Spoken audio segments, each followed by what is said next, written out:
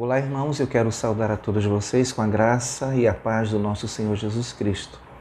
Nos nossos devocionais estamos desenvolvendo o tema Ministério do Discipulado. E hoje nós vamos dar sequência ao tema do devocional anterior, que consiste nas responsabilidades do discípulo na contribuição. No devocional passado, nós introduzimos o tema tratando da nossa responsabilidade como cristãos para com a mordomia de nossas vidas, tanto com os recursos como também com o nosso tempo e serviço. Nós vimos que antes de fazermos qualquer contribuição, nós devemos ter um profundo desejo de nos consagrarmos ao Senhor, de nos entregarmos ao Senhor. E também nós apresentamos as razões por que devemos contribuir e onde e como devemos contribuir. No devocional de hoje, nós estaremos continuando a abordar este tema, falando sobre os princípios de contribuição encontrados no Novo Testamento. E eu gostaria de iniciar destacando que antes de participarmos desta graça, nós devemos dar a nossa vida. Vocês podem perceber que a ênfase está na consagração. A nossa contribuição deve sair de um coração voluntário e por causa do nosso amor pelo Senhor Jesus Cristo. Quanto aos princípios de contribuição do Novo Testamento, são aplicados em 3 áreas. Nós poderíamos classificar como estrutura, dando com alegria, e contribuição sacrificial. Vejamos a estrutura. Um crente novo deve estabelecer a disciplina na sua vida em todas as áreas. A disciplina é uma das virtudes cristãs que precisam de ser cultivadas em nossas vidas. No contribuir, a disciplina é muito importante. Por exemplo, o princípio de se contribuir com 10% daquilo que nós ganhamos ou recebemos, pode nos ajudar a providenciar a estrutura. É muito importante ressaltar que a estrutura não é ruim. O que nós precisamos tomar cuidado é para não ficarmos presos à estrutura. Então, a primeira área seria esta, a disciplina e o contribuir com os 10% dos nossos ganhos é o início deste processo. Dando com alegria é o outro aspecto, outra área deste princípio da contribuição. Enquanto a pessoa está crescendo no Senhor, ela vai desenvolver uma atitude que vai além da estrutura. A graça de dar com alegria se torna uma realidade na vida do contribuinte. Os princípios de contribuição, conforme estabelecidos no Novo Testamento, estão belíssimamente resumidos em 2 Coríntios capítulo 9, versículo 7, que diz: cada um contribua segundo propôs o seu coração, não com tristeza ou por necessidade, porque Deus ama ao que dá com alegria. Vamos observar aqui este texto. Conforme, e aí eu abro aspas, propôs no seu coração. Quer dizer, a minha contribuição é entre eu e Deus. Não há aqui brecha para que ninguém venha cobrar isso de mim. A outra expressão que chama minha atenção aqui é sem tristeza. Quer dizer, se eu vou contribuir com uma atitude errada, eu não vou experimentar a graça de Deus. Eu tenho que contribuir com alegria. Um outro ponto que eu destaco aqui é nem por necessidade. Quer dizer, eu não estou preso ao dízimo e nem a qualquer outro tipo de lei. Eu estou contribuindo pela graça. Aqui é um relacionamento entre eu e Deus. Por quê? Porque Deus ama ao que dá com alegria. A terceira área que nós destacamos aqui quanto aos princípios da contribuição é a contribuição sacrificial. A maturidade cristã resultará em contribuição sacrificial. Hoje a nossa igreja em Dom Pedro é uma igreja que tem vibrado nesse aspecto com o programa de promessa de fé, que são recursos que nós damos, que nós contribuímos para a obra missionária. Quando a pessoa contribui algo além da sua capacidade, ou seja, quando lhe custa algo, neste momento, a graça de dar chega ao ponto mais alto a que pode chegar na vida do contribuinte. É o que nós encontramos no testemunho de vida das igrejas da Macedônia. Em 2 Coríntios capítulo 8, versículo 3, nós lemos: porque segundo o seu poder, o que eu mesmo testifico, e ainda acima do seu poder, deram voluntariamente. E um texto que eu considero muito relevante para esse raciocínio que nós estamos desenvolvendo sobre a contribuição sacrificial está em 2 Samuel 24, 24, onde nós lemos assim: porém o rei disse a Araúna: não, mas por preço justo te comprarei, porque não oferecerei ao Senhor meu Deus holocaustos que não me custem nada. Assim Davi comprou a eira e os bois por 50 siclos de prata.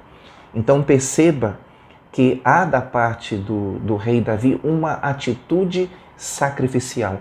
E é exatamente isso que acontece com aqueles que passam a contribuir com entendimento, passam a contribuir com maturidade cristã.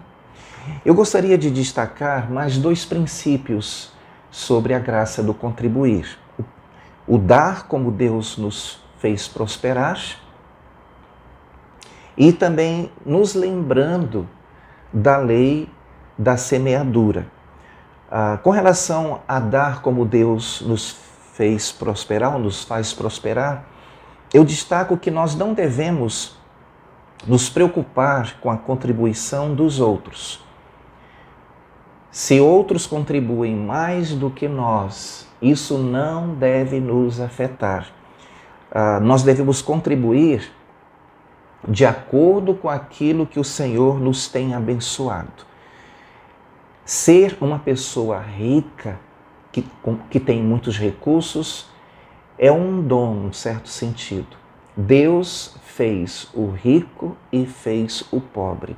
Então nós não devemos nos comparar com outras pessoas nesse sentido também. E quanto à lei da semeadura, veja o que nos diz 2 Coríntios capítulo 9, versículo 6. E digo isto, que o que semeia pouco, pouco também ceifará. E o que semeia abundância, em abundância ceifará. E Gálatas capítulo 6, versículos 7 a 9 nos diz assim: não erreis, Deus não se deixa escarnecer, porque tudo que o homem semear, isso também ceifará. Porque o que semeia na sua carne, da carne ceifará a corrupção. Mas o que semeia do Espírito ceifará a vida eterna. E não nos cansemos de fazer o bem, porque a seu tempo ceifaremos, se não houvermos desfalecido. A contribuição verdadeira no Novo Testamento vai mais além do que simplesmente um dízimo.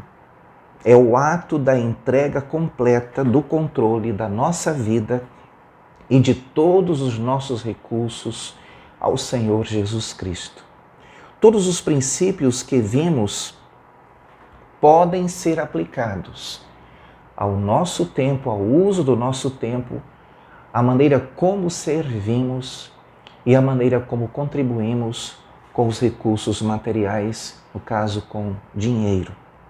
Agora, é muito importante nós entendermos que o plano de Deus é que sejamos conformados à imagem de Jesus Cristo. O propósito de Deus, o que Deus almeja para mim e para você, é que nós sejamos parecidos com Cristo, conforme lemos em Romanos 8, 29.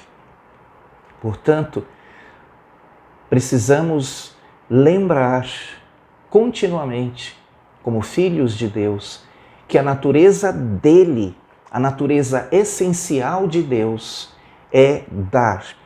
E isto é manifestado na pessoa do Senhor Jesus Cristo, que é o nosso irmão mais velho. Veja estas passagens bíblicas que ressaltam esta natureza essencial de Deus, que é dar. João 3,16 lemos, porque Deus amou ao mundo de tal maneira que deu o seu Filho unigênito para que todo aquele que nele crê não pereça, mas tenha a vida eterna. Em 1 João 4,10 lemos, nisto está o amor, não em que nós tenhamos amado a Deus, mas em que Ele nos amou a nós e enviou o seu Filho para a propiciação pelos nossos pecados.